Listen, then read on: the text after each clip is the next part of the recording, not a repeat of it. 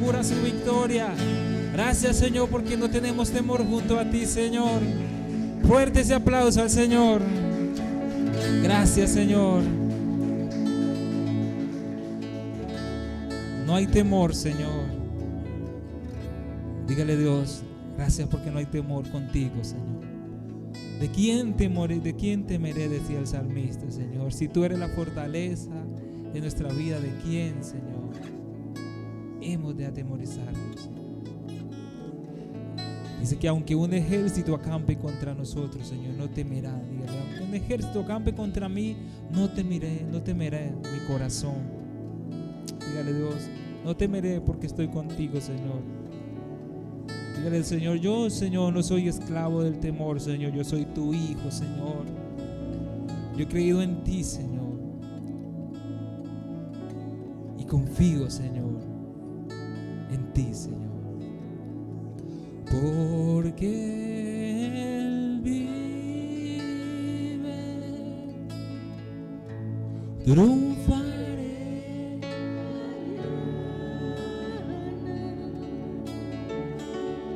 Porque Él vive, ya no hay temor. Porque yo sé que el futuro es tuyo. La vida vale más y más solo por Él. La vida vale más. La vida vale más y más solo por Él. Gracias, Señor. Gracias, dígale gracias, Señor. Dele gracias al Señor en esta hora. Dele gracias por tu presencia en mi vida. Dígale gracias, Señor, por tu amor, Señor, derramado en mi corazón, Señor. Dígale gracias por tu misericordia que está conmigo siempre, Señor. Tu presencia que me acompaña, Señor, que me alienta, Señor. Donde quiera que estoy, en la circunstancia, en el momento que esté viviendo, Señor, estás tú allí, Señor. Eres nuestro socorro, Señor. Es tu palabra, Señor, que nuestro socorro, Señor, viene de Jehová que hizo los cielos y la tierra, Señor. En ti, Señor, está nuestra vida. En ti, Señor, estamos, Señor. Gracias por tu presencia en medio de nosotros. Háblanos, Señor, en esta mañana, en tu palabra, Señor, porque tu palabra también, Señor, es alimento para nuestras vidas, Señor. Tu palabra es alimento, Señor, para nuestra alma, Señor. Señor, háblanos en esta mañana, Señor. A ti sea la gloria, Señor. Amén y amén. Gloria a Dios. Puede tomar asiento, mi hermano.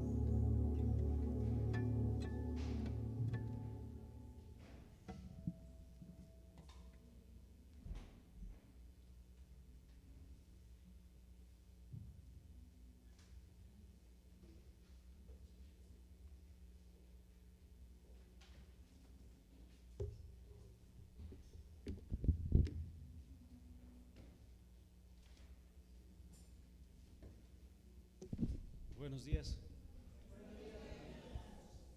Reciban muchas bendiciones de parte de nuestro Padre Celestial y reciban también un abrazo de su amor. Es un gozo estar nuevamente compartiendo con ustedes y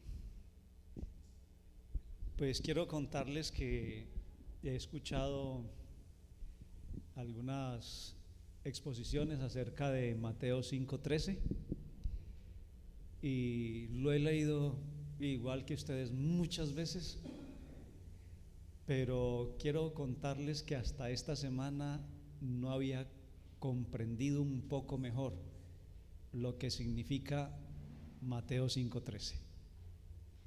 Y pues Mateo 5:13 dice: vosotros sois la sal Si la sal se desvaneciere, ¿con qué será salada? No sirve más para nada, sino para ser echada fuera y hollada por los hombres. Un versículo interesante.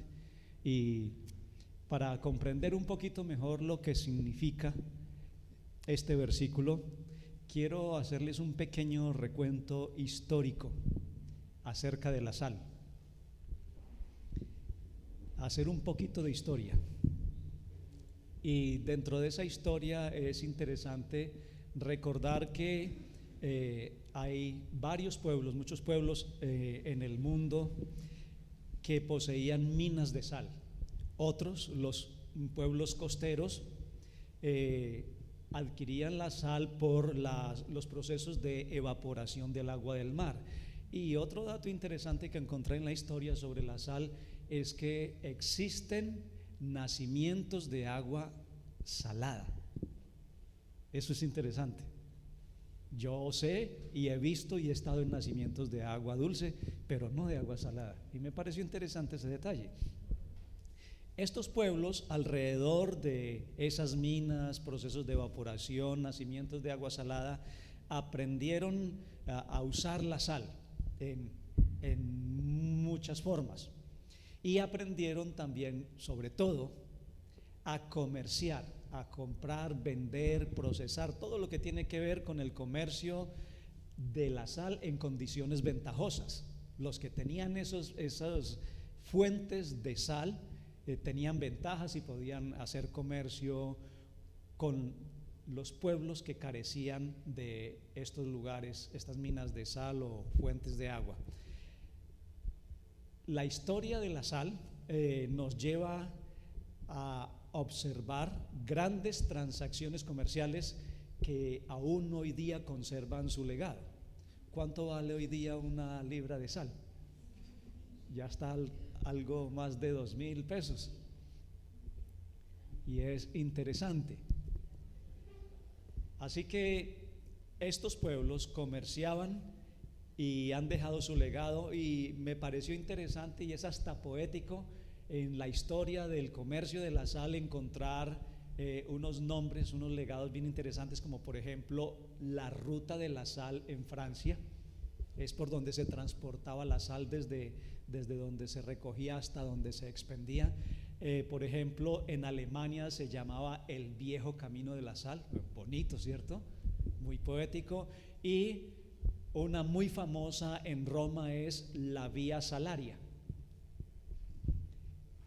Esta Vía Salaria tiene una edad de 500 años antes del Señor Jesucristo. Otro dato interesante de la historia sobre la sal es que los soldados que cuidaban estas rutas, sobre todo la Vía Salaria en Roma, recibían el pago por su labor con sal. No recibían ningún otro tipo de remuneración, sino con sal, y se conocía como salarium argentum. De allí se deriva hasta nuestros días el término salario cada vez que usted cumple con sus funciones y recibe su pago. Sí, tiene datos interesantes este asunto de la sal. También en esta historia de la sal y en el comercio de la sal se desarrollaron ciudades que fueron clave en estos procesos. Uno es en alemán Salzburgo, que significa ciudad de la sal. Hay otros pueblos como Hallstatt y Salzkammergut, donde se localizan las minas de sal más antiguas del mundo, pero eso sí no encontré traducción. En Francia, por ejemplo, parte de la historia del impacto de la sal en el mundo entero, en Francia en el siglo XIX se creó un impuesto que fue muy impopular por el uso y el comercio de la sal. Y esto fue uno de los detonantes de la Revolución Francesa. Y una de las primeras cosas que hicieron fue abolir el impuesto sobre la sal. Eso en Francia.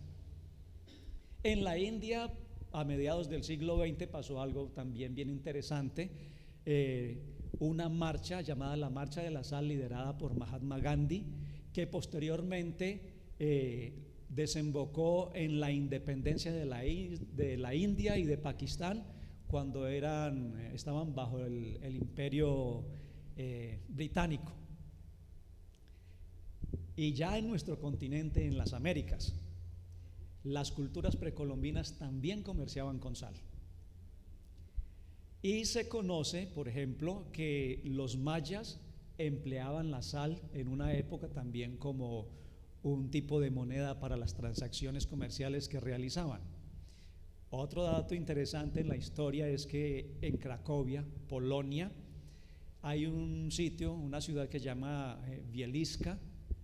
Allí hay unas minas con mucha profundidad, y es interesante que en el tercer nivel de esas minas, a aproximadamente 200 metros de profundidad, hay un sanatorio. Allí los pacientes con enfermedades respiratorias, alérgicas o reumáticas pueden ingresar para respirar el aire cargado de sal, y eso produce sanidad en esas cosas. Y me parece interesante porque con el accidente que tuve meses atrás, años atrás, mi rodilla quedó muy afectada, la izquierda. Y entonces mi esposa cogía en sal y envolvía, en un trapo envolvía sal, lo humedecía muy leve y con eso me vendaba la rodilla, y eso calmaba, desinflamaba y calmaba el dolor. Me pareció interesante, y cuando encuentro este dato, vaya, es bien interesante. Acercándonos un poquito más a Colombia, en Bolivia, en el departamento de Potosí, se ubica el Salar de Uyuni. Ese es un nacimiento de agua salada.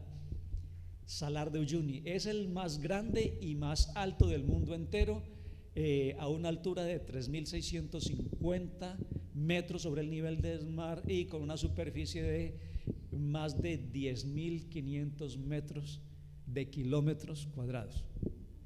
Muy grande. Bueno, ¿qué tiene que ver este breve recuento de la historia sobre la sal con Mateo 5:13? Mi idea es que conocer un poquito de esto, del impacto que ha tenido la sal en el mundo entero a lo largo de la historia, a lo largo de los años, puede ayudarnos a comprender un poquito mejor cuando el Señor Jesucristo nos dice: vosotros sois la sal de la tierra, pero si la sal se desvaneciere, ¿con qué será salada?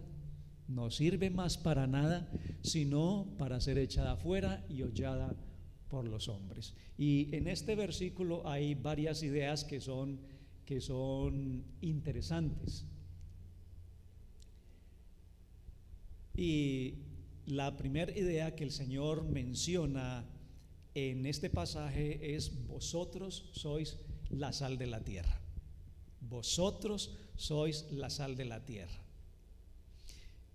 Cuando el Señor usa esta frase, esta afirmación, aparece una palabra que me parece interesante, y es la que se deriva del verbo ser. Sois. Y cuando pensamos en la sal, sencillamente la sal existe. ¿Alguien puede desconocer la sal? No hay en la tierra persona, me atrevo a decirlo, que no necesite de la sal. De hecho, el cuerpo, por naturaleza, desde que fue creado, tiene sal y necesita sal para sobrevivir. Ahí está uno de los expertos en esto. Así que la sal existe, es un compuesto de cloro y sodio, también tiene potasio, por lo que su nombre químico es cloruro de sodio. Y se utiliza en una gama bien amplia, en una variedad bien amplia. Se utiliza en la alimentación. A algunos les gusta la carne o los alimentos simples, otros no tan simples, pero por lo general le echamos sal a las comidas para darle un poquito de sabor. Se utiliza también en la industria alimentaria. Todos los que procesan productos precocidos y envasados y empacados le aplican sal a estos alimentos. Se usa también en el tratamiento de agua para eliminar algunas impurezas y algunos minerales y contaminantes. La sal existe y por eso se usa también el cuidado personal, aunque ya algunas personas y expertos han recomendado no usar champú con sal porque acelera la caída del cabello y no sé qué otras cosas, de eso no sé mucho, pero se usa también en eso.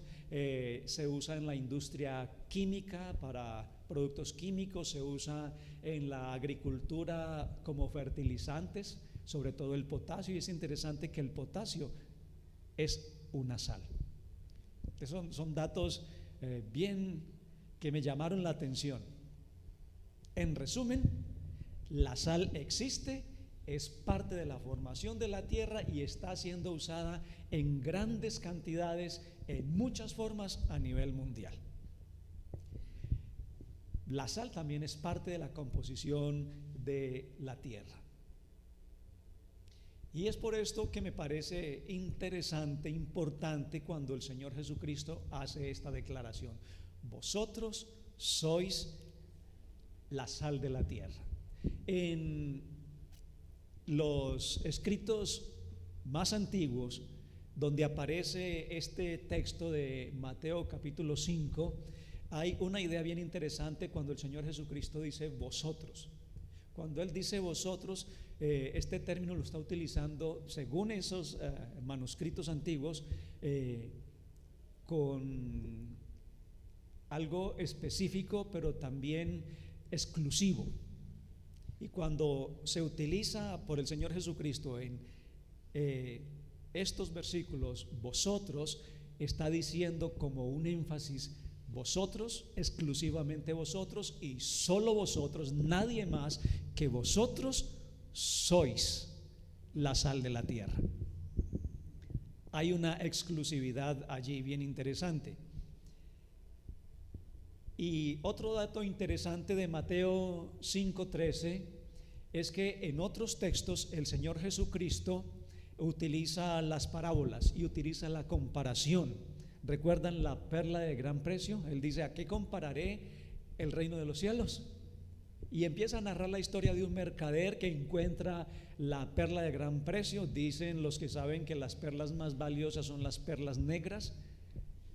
Puede ser que haya sido una perla negra. El texto bíblico dice la perla de gran precio, y vendió todo lo que tenía solo para comprar la perla de gran precio. Pero él no dice el reino de los cielos es. Él dice se parece a. ¿Recuerdan la semilla de mostaza? El Señor Jesucristo dice: si tuvierais fe como la semilla de mostaza. No está diciendo la fe es la semilla de mostaza, está diciendo se parece a la semilla de mostaza. La diferencia cuando el Señor Jesucristo aquí dice vosotros sois, no está diciendo que usted y yo nos parecemos a la sal. Está diciendo ustedes son. Y los, ¿cómo? Determinante, sí. Y está diciendo que nuestra existencia, nuestro ser, nuestro sentido es el de ser sal. Así que es una afirmación relacionada con el ser y con la identidad. Cuando el Señor Jesucristo dice vosotros sois, está apuntando al ser, a la identidad. Está diciendo ustedes son la sal. El término ser se refiere precisamente a la existencia de algo, es decir, a su realidad y a su esencia.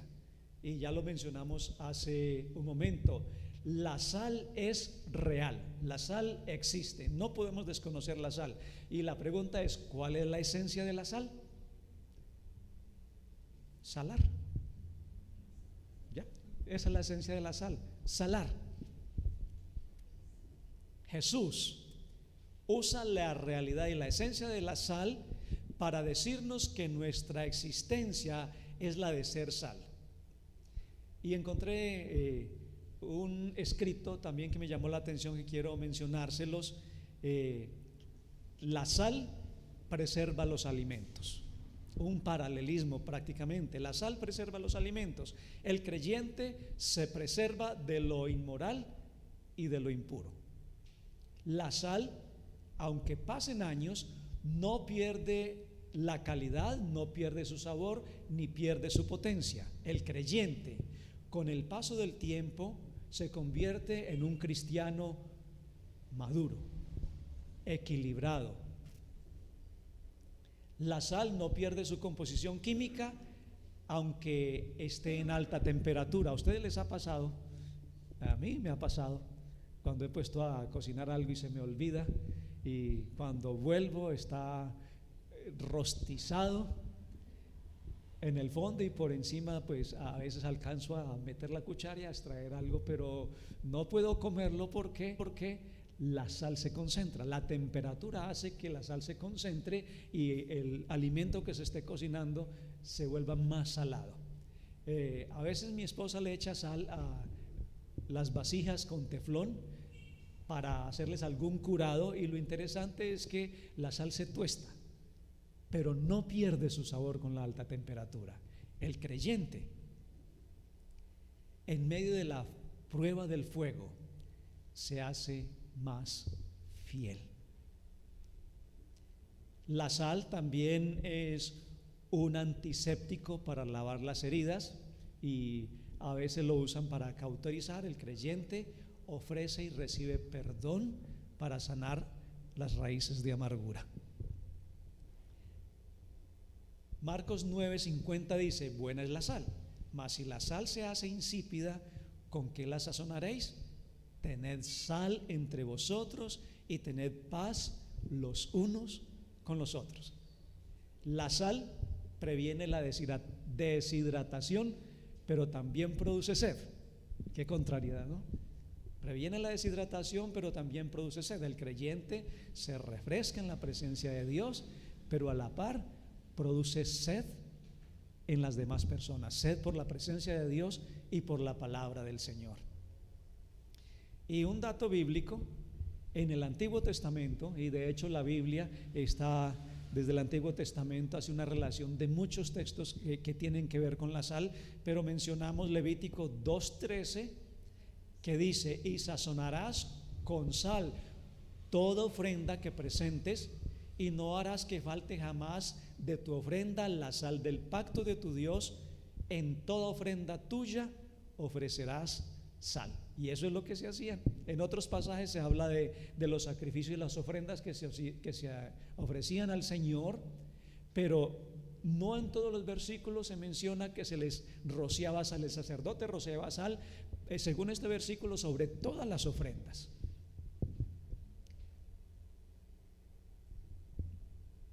La segunda frase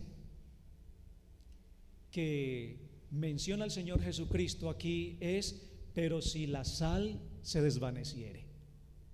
Y aquí en la primera frase nos está diciendo: vosotros sois la sal. Está diciendo la sal existe y tiene una esencia, la de salar, pero también está diciendo ustedes son la sal y ustedes existen y tienen una esencia.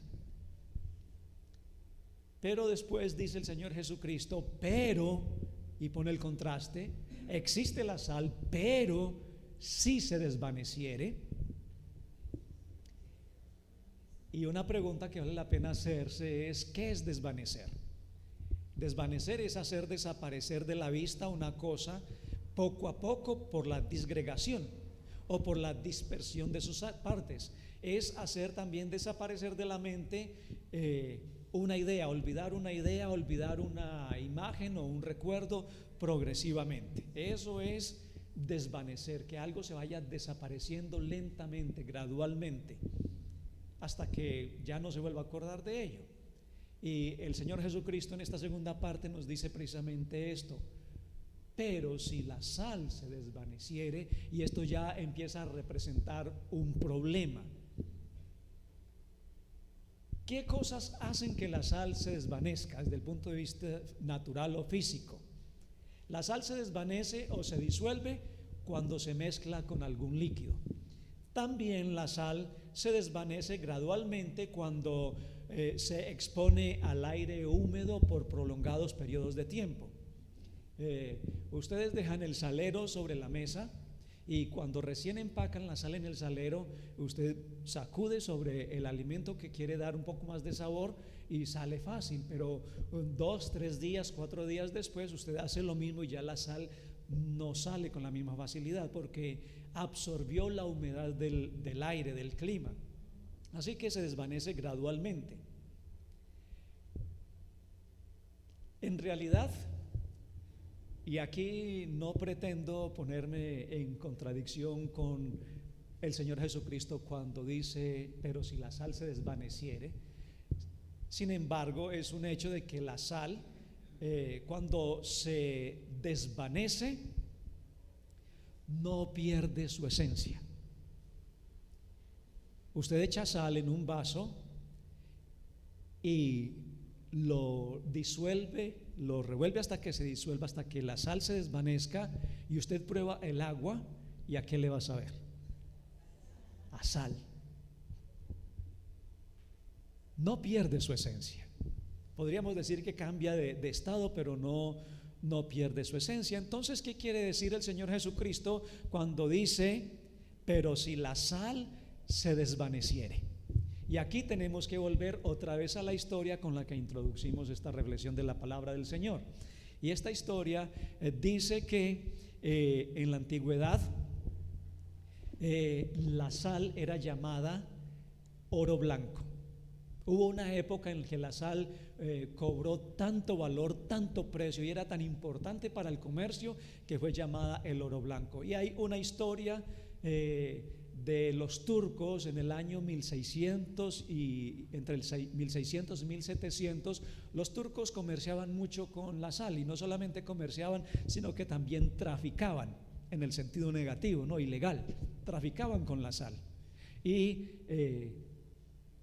por esa razón, y ellos fueron uno de los primeros que le llamaban el oro blanco por su precio, por su importancia.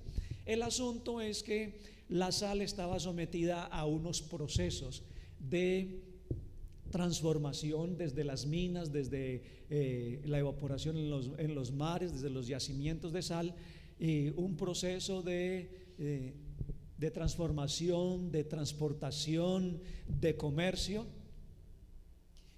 Y muchas veces por las condiciones climáticas la sal se humedecía y empezaba a desvanecerse, y cuando la sal se desvanecía, problema, perdía su valor comercial. Pero si la sal se desvaneciese, no pierde su esencia, pero sí su valor comercial como sal. ¿A quién le interesaba comprar 1 litro o 2 litros o 5 galones de agua salada? La preferían en polvo, en cristales, o como la de las minas, en rocas de sal. Así que cuando el Señor Jesucristo nos dice aquí, pero si la sal se desvaneciere, lo que nos está diciendo, pero si la sal pierde su valor, porque el contexto en el que el Señor Jesucristo utiliza es el del uso cotidiano, pero 2, el del comercio de la sal. Así que él está diciendo, pero si la sal se desvaneciere, pero si la sal pierde su valor, y hace la pregunta, ¿con qué será salada la tierra? Cuando el carácter de Cristo en el creyente se desvanece, hay un gran problema. El creyente como cristiano puede llegar a perder su esencia. Probablemente no pierda su esencia como cristiano, pero por lo menos sí va a perder su valor. ¿En qué sentido? En el impacto que el creyente pueda ejercer en el mundo entero. La tercera frase, y es la pregunta que el Señor hace, es cuando la sal pierde su valor. La pregunta del Señor Jesucristo es, ¿con qué será salada? Y añade la primer parte de la respuesta: no sirve más para nada. Piensa en esa frase. El Señor Jesucristo rotundamente está haciendo esta afirmación: no sirve más para nada. Y yo quiero que usted piense en esa expresión del Señor Jesucristo. La sal, desde el contexto histórico del comercio, no servía, al desvanecerse, no servía más para nada, sino para ser echada fuera. Perdía por completo su valor comercial. Perdía su valor comercial porque al tratar de cristalizar nuevamente la sal desvanecida se hacía muy costoso y la efectividad era muy poca, así que no era rentable volver a cristalizar la sal. Perdía su valor comercial, no producía ganancias, era demasiado costoso y muy poco efectivo cristalizarse nuevamente. La sal desvanecida se contaminaba más fácilmente y no podría ser usada en otras aplicaciones importantes. Y el agua salada normalmente no calma la sed, así que quien querría transportar en sus alforjas un poco de sal para la sed. El creyente que se ha desvanecido en su carácter cristiano probablemente no pierda su esencia de ser cristiano, de ser creyente, pero su predicación pierde interés a los oídos de los demás. Y cuando digo su predicación, lo menciono en un sentido integral. Cuando el creyente pierde su esencia de ser sal, su mensaje no será escuchado, su testimonio no será observado, porque no tiene nada interesante de Cristo que ofrecer. Y es por eso cuando el Señor Jesucristo dice: vosotros sois la sal de la tierra. Pero si ustedes, que son la sal, se desvanecen, pero si ustedes, que son el testimonio vivo de Cristo, pierden el sabor a Cristo, el sabor a Evangelio, ¿qué impacto van a causar en el mundo entero? Es lo que está diciendo el Señor Jesucristo. El pastor Sugel Michelén es un poco más atrevido y él dice: el creyente, el cristiano que pierde su esencia de ser sal es un bueno para nada. Hagamos un ejercicio bien atrevido. Dígale a alguien, por favor, tenga cuidado de convertirse en un bueno para nada. ¿Se atreve a decírselo? El creyente que pierde su esencia en el carácter de Cristo, dice Sugel Michelén, es un bueno para nada. Y es precisamente lo que el Señor está diciendo. ¿Qué está diciendo el Señor Jesucristo? ¿Con qué será salada? No sirve, no sirve. Lo está diciendo el Señor Jesucristo. No sirve más para nada, sino para ser echada fuera.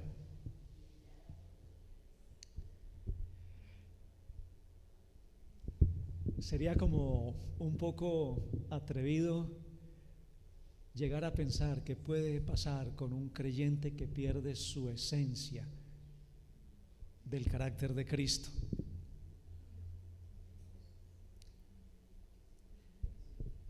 ¿Qué opción había entonces para la sal que se desvanecía?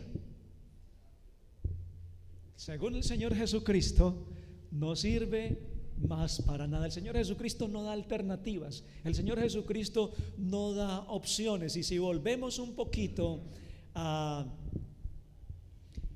la historia de la sal, cuando la sal se desvanecía, quienes podían hacerlo, quienes tenían en su industria, en sus procesos de comercio, quienes tenían lugares donde almacenar o recipientes donde almacenar el agua desvanecida, la almacenaban, pero no la utilizaban allí para ninguna otra cosa, sino que la guardaban hasta que llegase el tiempo del invierno. Y cuando llegaba el tiempo del invierno, la echaban a las calles. Ni siquiera la echaban a los potreros ni a la tierra, porque entonces en exceso las tierras productivas perdían su fertilidad.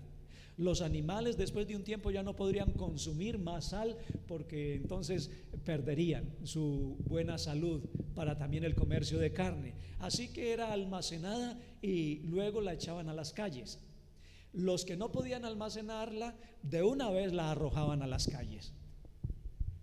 No tenían más que hacer, no había más opción sino esa. Ahora, ¿para qué la echaban a las calles? En el tiempo del invierno la echaban para el deshielo, para que el hielo o la nieve se derritiese y las personas, los animales, los vehículos podían transportar. El Señor Jesucristo, cuando dice no sirve más para nada, sino para ser echada fuera, arrojada a la calle, agrega un agravante. Está bien que se echase a la calle, afuera, estaría bien, pero el agravante que el Señor Jesucristo pone es y ser hollada por los hombres. ¿Y qué es hollar? Hollar es pisotear, es maltratar con los pies, es caminar sobre algo continuamente y se va deteriorando aquello que uno pisotea. Así que no solamente era echada a las calles, sino que cuando la vía estaba ya con deshielo, las personas podían transportar y caminaban para acá y para allá sobre lo poco que podría quedar de la sal. Y no era solamente los hombres. Recuerden que los deshielos se hacían no en todas las calles, sino en las vías principales por donde las personas tenían que pasar con sus vehículos. Un caballo o un burro podría convertirse en un vehículo, ¿cierto? Pero habían también carretas. Pisoteaban. Y además de eso, los animales al pasar, ya ustedes recuerdan lo que hacen los animales a veces cuando pasan y tienen una necesidad. Así que de la sal que echaban a la calle afuera, no quedaba prácticamente nada que se pudiera reutilizar. Y el Señor Jesucristo está diciendo enfáticamente: vosotros sois la sal, pero si la sal se desvaneciere, hace la pregunta: ¿con qué será salada? No sirve más para nada, para nada, para nada. Y eso es lo que a mí me preocupa. El Señor está siendo enfático diciendo: no sirve más para nada, sino para ser echada fuera y hollada por los hombres. Y esto es preocupante. Cuando el creyente, cuando el cristiano comete un error, y es un error de aquellos que impacta para mal a los que están a su alrededor, las personas no van a querer escucharle. Las personas no van a querer saber nada de él. Las personas van a hablar mal de ese cristiano. A veces cuando uno quiere compartir el evangelio con otras personas, aún en estos tiempos las personas dicen: sí, pero vea, fulano de tal, mire lo que hace. Y no quieren saber nada del evangelio, no quieren prestar atención a la predicación que usted haga, porque alguien hizo algo que afectó públicamente y lastimó los corazones de las personas. Y entonces esas personas no solamente empiezan a sentir alguna especie de rechazo y de apatía por la predicación del evangelio, sino por la persona misma que cometió ese error. Y muchos quieren no volver a acercarse a esa persona. ¿Para qué queda sirviendo entonces el cristiano que pierde la esencia del carácter cristiano cuando comete un error? Cuando deja de ser sal, no sirve más para nada. nadie va a querer escucharle.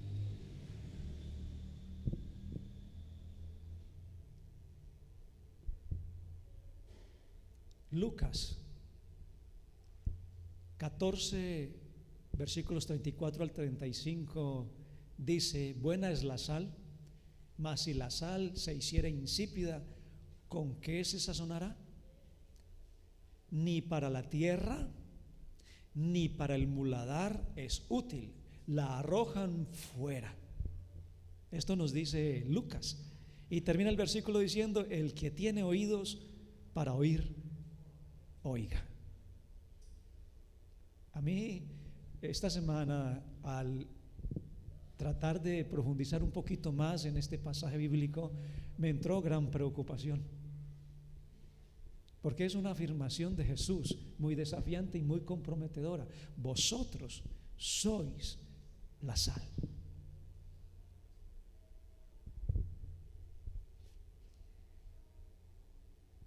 Ahora bien, este versículo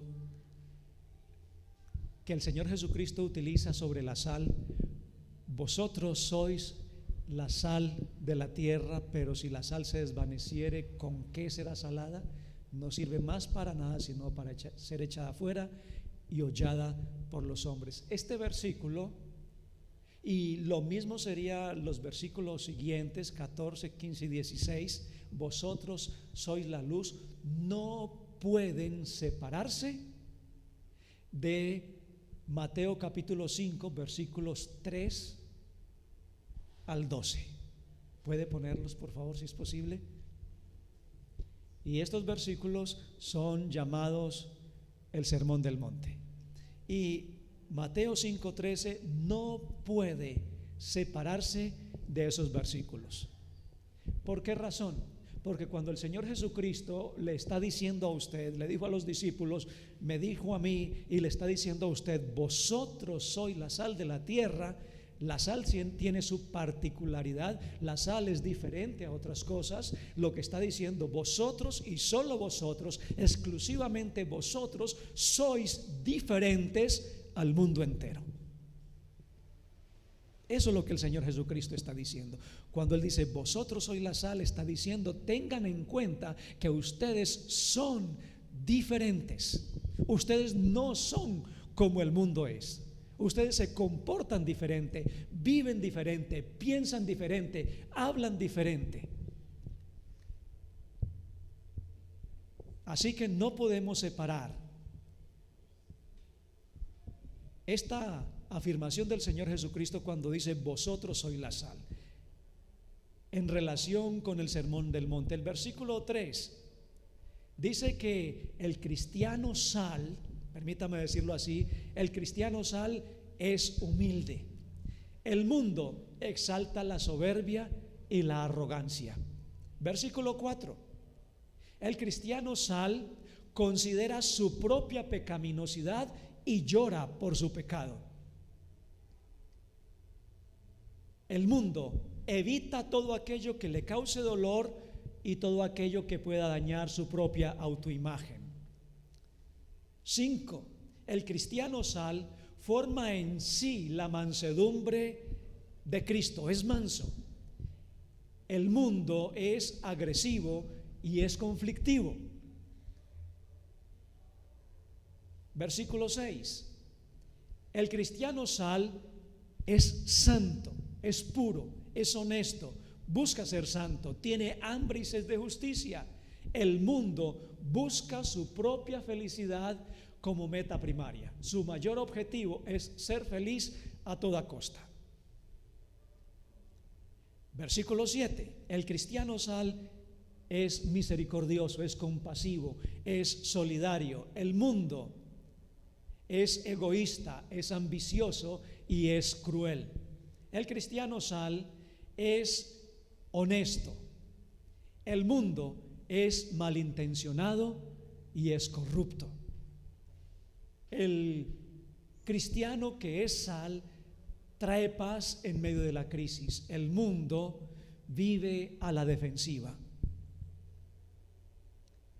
Verso 10: el cristiano que es sal hace lo que es correcto, busca la justicia.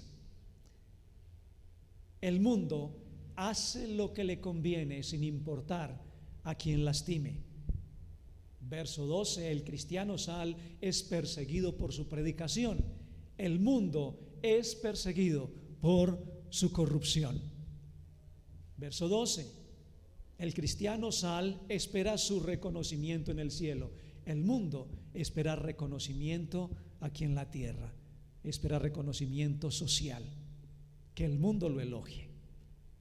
Esa es la diferencia. Eso es lo que el Señor Jesucristo está diciendo cuando afirma que usted y yo somos la sal de la tierra, que somos completamente diferentes y que nuestro carácter está descrito en el sermón del monte. Es así como usted y yo podemos llegar a ser la sal de la tierra.